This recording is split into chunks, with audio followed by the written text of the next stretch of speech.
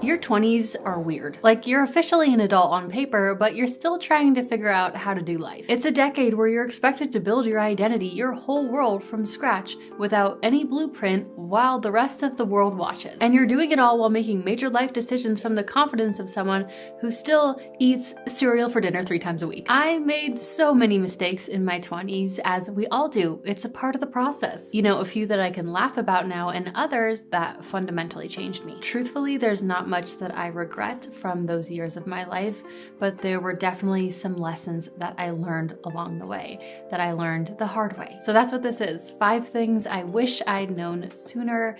Life advice for your 20s. The real stuff, the stuff that actually matters, the things that I had to learn the hard way that maybe you don't have to. Hey everyone, welcome back. If you're new here, my name's Jillz and I help women step into their power, tap into their divine feminine, and become their best self, live their dream life. So if that's something you want to do, you should subscribe and stick around. But before we dive in, I just want to invite you to join my new weekly newsletter, The Dream Life Digest. It drops for free in your email inbox every Tuesday. It's where I share mindset tips and manifestation magic and soft life feminine energy vibes, and it's a little bit more behind the scenes, a little bit more personal. So if you want to get in on that and join the inner circle, the link for that is down below. Okay, one of the hardest hitting lessons in my 20s was this, and I can sum it all up with this one quote that is so freaking true. A healthy man has 1,000 wishes.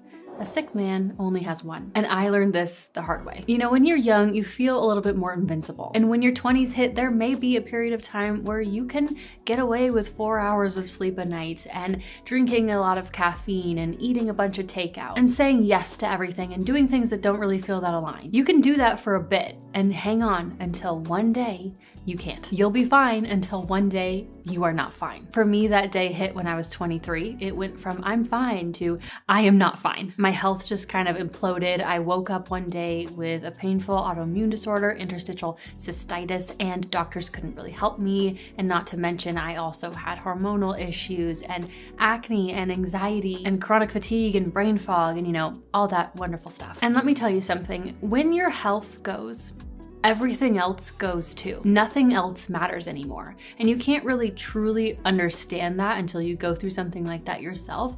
But actually, nothing else matters anymore. All of a sudden, I no longer cared about my career. I no longer cared about how I looked. I didn't care about my passions. I didn't care about what I wanted to achieve. I didn't even care as much about my relationships. All I wanted was to not feel unwell. All I wanted was to not feel like I needed to jump out of my skin every single day. A healthy man has 1,000 wishes. A sick man only has one. That season of my life forced me to change everything. I left my job. I completely changed my lifestyle. I completely changed my diet. Even my entire identity. I completely reprioritized everything. I spent all of my energy, including all of my money. Literally, I drained my entire bank account just trying to heal. And it sucks that I had to do that, but I do not regret it because it was the best money I ever spent. Because eventually I became well again. And it did take some time, but eventually I did get my health back. And when I did, all of a sudden, the world opened up to me again. All of a sudden, I cared about my passions. All of a sudden, I had goals again. I had motivation and desires again. I cared about my relationship. I had fun getting dressed in the morning and looking cute. Because when you don't have your health, that is the only thing that you care about. But when you do have it, suddenly you have space for everything else. Suddenly you have capacity for everything else. It's what gives you access to everything else. And here's the thing no one tells you about your 20s. It's the decade where there starts to be a split in the population. There's the first group, who those in their 20s, they start taking care of themselves. They eat real food, they move their bodies, they build up strength, not just to look good, but also to feel good, to stay healthy, strong. And then there's the other group, the ones who don't. They ignore the signs, they live off of caffeine and chaos, and they treat their body like it'll bounce back forever. Fast forward through time, one group, this group, enters their 30s and 40s and beyond, feeling strong, energized, resilient. They've developed a baseline to age gracefully. The other starts to feel the consequences. Weight gain, chronic symptoms, burnout, random health issues that just appear out of nowhere. Of course, you can change directions at any time, of course.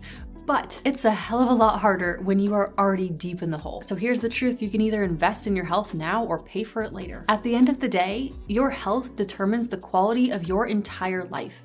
And if you don't recognize that now, there will come a day where life will show you. So a healthy man has 1,000 wishes, a sick man only has one. But before we move on, here's where I want to thank BetterHelp for kindly sponsoring today's video. When I talk about the importance of health, that includes your mental health too, because when you're on any kind of health journey, or even just trying to feel better, having someone to talk to can really make a difference. Whether you're working on your habits, your mindset, or just trying to make sense of life, it's easy to feel stuck or second guess yourself or get overwhelmed. And that's exactly why having someone in your corner matters. Talking things through with a professional, someone who's trained to sort through the noise, can help you stay grounded and consistent. You're not meant to do everything alone. And sometimes just having a space where you can be honest and get a little perspective makes all the difference. And that's where BetterHelp comes in. It's an online therapy platform that makes it easy and convenient to get matched with a licensed therapist. No waiting rooms, no commuting, just professional support from home on your own schedule. You just fill out a quick questionnaire and you'll be matched with a therapist within a couple days. And if for some reason that first match is not right, you can switch at any time, no extra cost. If therapy feels like the right next move for you, just click the link in the description or go to betterhelp.com/Jillz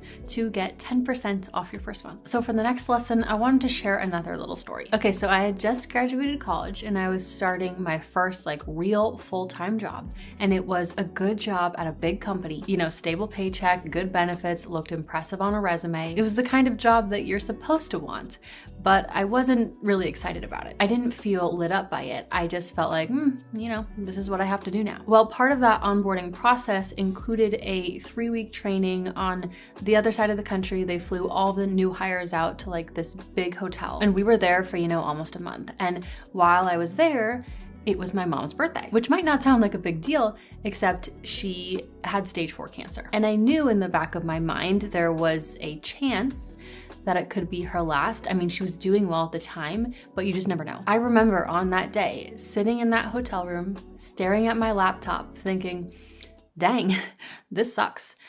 I don't really want to be here. And she died 6 months later.